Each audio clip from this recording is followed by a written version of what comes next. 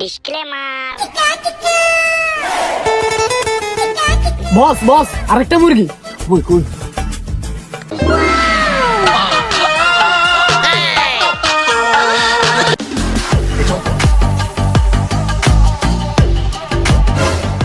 তোমরা কারা? আরে আমরা হচ্ছে ডাকাত, জানাচ্ছে বার কর। আরে আমার কাছে তো দেওয়ার মতো কিছুই নেই, নিলে আমার মনটা নিতে পারে। কি করে তোর মন দিয়ে কি বাল করিম? টাকা পয়সা তো আছে, বার কর।